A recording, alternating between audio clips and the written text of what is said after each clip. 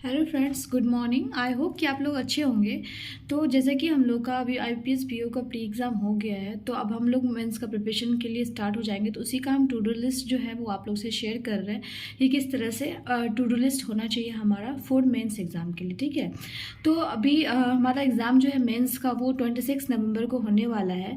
तो अप्रॉक्स हमारे पास 40 डेज़ बचा हुआ है। तो उसमें अभी फेस्टिवल भी है, दिवाली भी आने वाला है, दिवाली छठ है, उसमें भी 2-3 दिन जाएगा। तो अप्रॉक्स 35 डेज हमारे पास है अभी। ठीक है, तो हम इसमें बात करेंगे कि किस तरह से अभी हम इसका प्रिपरेशन करें। तो ये हमारा पहला दिन का टू डू लिस्ट होना चाहिए।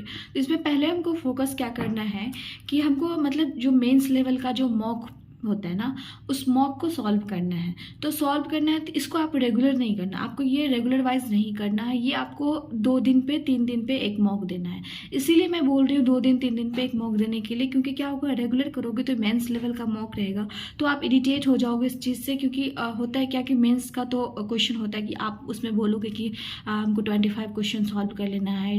तो ये पॉसिबल नहीं है, क्योंकि ये मेंस का एग्ज़ाम है पीओ का, वो भी पीओ मेंस का एग्ज़ाम है। तो इसके लिए आपको मतलब 2 दिन 3 दिन पे करोगे तो 1 घंटे का जो मॉक दोगे ना, उसको आपको एनालिसिस करना है। बाद में टाइमर लगा है आपको, उसको एनालिसिस करना है। जितना टाइम लगे उतना टाइम में उसको अच्छे से एनालिसिस करना है, जिसमें आपको 2-3 घंटा लगेगा। तो आप उस पर टाइम देने के, इसलिए मैं बोल रही हूँ कि ये 2-3 दिन में एक बार मॉक देना है। और मेन जो हमारा पोर्सन है ना, जो बहुत सारे बच्चे क्या करते हैं कि जैसे कि वो प्री का एग्जाम में तो मतलब प्री के लिए मैथ्स और रीजनिंग, क्वांट, इंग्लिश का तो पढ़ाई कर लेते हैं, लेकिन वो जीए पे ध्यान नहीं देते, करंट अफेयर्स पे बिल्कुल ध्यान नहीं देते। बहुत सारे ऐसे बच्चे होंगे जो अभी तक करंट अफेयर्स को छुए भी नहीं होंगे। तो अब आपको क्या करना है ना, करंट अफेयर्स पे ज़्यादा से ज़्यादा टाइम देना है। बैंकिंग अवेयरनेस हो गया और करंट अफेयर्स, दोनों पे बहुत ज़्यादा अभी टाइम देना है आपको। ज़्यादा से ज़्यादा जितना ज़्यादा हो सके उतना टाइम देना है। इसमें आपको क्या करना है ना, जैसे कि एमसीक्यू क्वेश्चन होता है ना, उसको कर लेने से नहीं होगा, क्योंकि आप जैसे कि जानते ही हैं कि अभी डीपली बहुत क्वेश्चन पूछने लगा है। तो डीपली क्वेश्चन पूछने, इसके लिए आपको क्या करना है, जैसे कि अड्डा का आर्टिकल्स आता है, आप वो पढ़ सकते हो। या फिर जो डेली जो न्यूज़ का जो पीडीएफ आता है, आप उसको भी पढ़ सकते हो। उसमें भी डीपली होता है, तो आप उसको भी पढ़ सकते हो। अभी जो है हमारे पास जब ये 35-40 डेज का टाइम है ना, उसमें आप रेगुलर वाइज डेली वाला पढ़ना स्टार्ट कर दो डीपली। ठीक है, और जो पीछे का आपका छूटा हुआ है ना, उसको भी आप क्लियर करते जाओ। बहुत सारे बच्चे होंगे जो पढ़े भी होंगे इस चीज़ को, तो जो पढ़े हैं वो तो रिविजन करेंगे इसको, लेकिन डीपली करना है। क्योंकि जो एमसीक्यू से पढ़ लोगे या फिर कहीं से आप ऊपर ऊपर से पढ़ लोगे तो उससे नहीं होगा। क्योंकि अभी जो लेवल जा रहा है आपको, जैसे कि पता ही, 25 मार्क्स भी अगर इसमें आ रहा है ना, तो ये बहुत अच्छा है, क्योंकि बहुत डीपली क्वेश्चन पूछने लगा है इसमें। ठीक है, तो इसके लिए आपको क्विजेस देना है, इसके लिए आपको डीपली आर्टिकल पढ़ना है। द हिंदू का जो आर्टिकल आता है वो भी पढ़ सकते हो। द हिंदू न्यूज़पेपर में भी बहुत सारा मतलब इसका जनरल अवेयरनेस के लिए आर्टिकल आता है, वो भी पढ़ सकते हो। अड्डा का हो गया, एफर्ट्स क्लॉड का भी आता है, वो भी पढ़ सकते हो आप। ठीक है, और पीछे का जो आपका छूटा हुआ है वो भी आप उसको धीरे धीरे कंप्लीट करते जाओ। जैसे कि जून से लेकर नवंबर तक का जितना भी जनरल अवेयरनेस है हमारा, और करंट अफेयर्स का जितना भी है ना, उसको पढ़ो।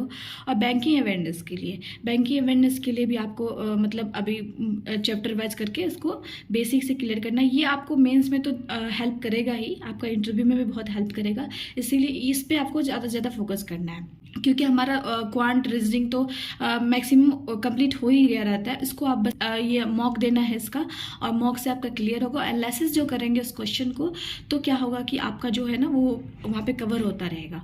ठीक है, लेकिन इसके लिए आपको ज़्यादा से ज़्यादा टाइम देना है। करंट अफेयर्स के लिए बहुत वीडियो भी बनाई हूँ कि कौन से सोर्स से पढ़ना है, क्या पढ़ना है। तो आपके पास उतना कम टाइम है तो आप अपना जाके एक बार चेक कर सकते हो वीडियो। ठीक है, कि किस तरह से पढ़ना है, नोट्स किस तरह से बनाना है, मैं इस पर भी वीडियो बनाई हूँ, तो आप वहाँ भी जाके चेक कर सकते हैं। मैं लिंक डाल दूंगी इसका। ठीक है, फिर जो हमारा होता है ना, क्या होता है ना, मेंस का जो एग्जाम होता है उस टाइम में जो क्वेश्चन ऐसा आता है कि जो क्वेश्चन से फर्स्ट टाइम हमको वो करना पड़ता है। तो इसके लिए ना आप क्या करना, मॉक जो दे रहे हो ना, उसमें आपको अपना जितना भी पैनिक जो हो जाते हो ना हम लोग वहाँ जाके, उससे अभी आपको फैमिलियर हो जाना है।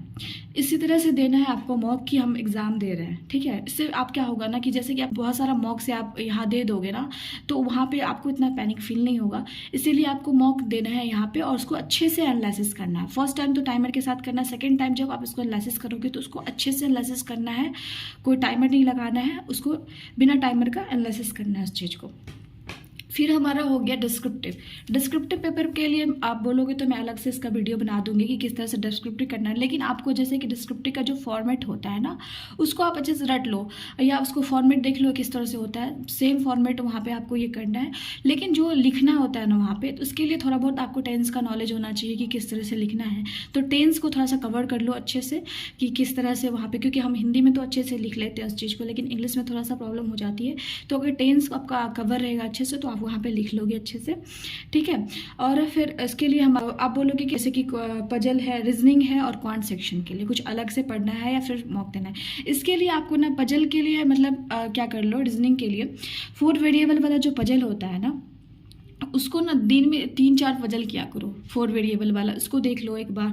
और फिर हमारा हो गया क्वांट सेक्शन में जैसे कि मिसिंग नंबर वाला DI हो गया, उसको रेगुलर एक DI कर लिया करो। फिर अर्थमेटिक का DI हो गया, इसको भी कर लिया करो। फिर रडार वाला DI होता है, उसको एक कर लिया करो। तो ये हमारा इधर से कवर होता रहेगा। और इधर हमारा जो मेन पोर्शन है, जो करंट अफेयर्स है, बैंकिंग अवेयरनेस है, इसको आप अच्छे से करो, एकदम डिटेल्स में करो। क्योंकि अगर क्या होगा ना कि अगर आप 75% भी डिटेल्स में पढ़ रहे हो ना, तो वो ज़्यादा अच्छा है कि आप ना कि पूरा कर रहे हो MCQ से पढ़ रहे हो। बहुत सारे बच्चा होता है जो अभी मतलब MCQ से पढ़ लेते हैं, लेकिन वहाँ पे जाने के बाद क्वेश्चन नहीं मिलती है। तो वो चीज़ करने से अच्छा है कि आप 25% ही करो, लेकिन आप 100% उसको दो, ठीक है। उससे क्या होगा ना, 100% अगर आपको आता रहेगा ना, तो आपका क्वेश्चन अच्छे से बनेगा वहाँ पे। फिर हमारा जो मॉक है उसको करो। ये हमारा इस तरह से हमारा मेंस का जो है ना वो होना चाहिए टू डू लिस्ट, ठीक है। अभी बहुत सारे बच्चों को ये भी डाउट होगा कि सोर्सेस क्या होना चाहिए हमारा करंट अफेयर्स पढ़ने का, बैंकिंग अवेयरनेस पढ़ने का। तो मैं इस पर एक प्रॉपर वीडियो बनाई हुई हूँ कि बैंकिंग अवेयर्स कहाँ से पढ़ना है, करंट अफेयर्स कहाँ से पढ़ना है।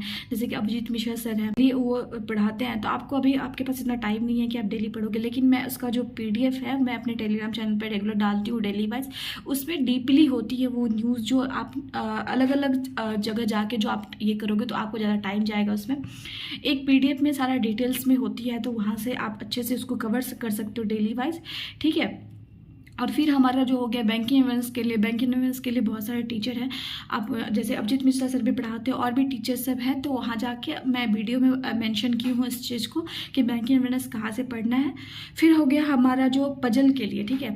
पजल के लिए पुनीत कुमार शर्मा सर हैं, वो यूट्यूब पे मेंस लेवल का भी फ्री में करवाते हैं।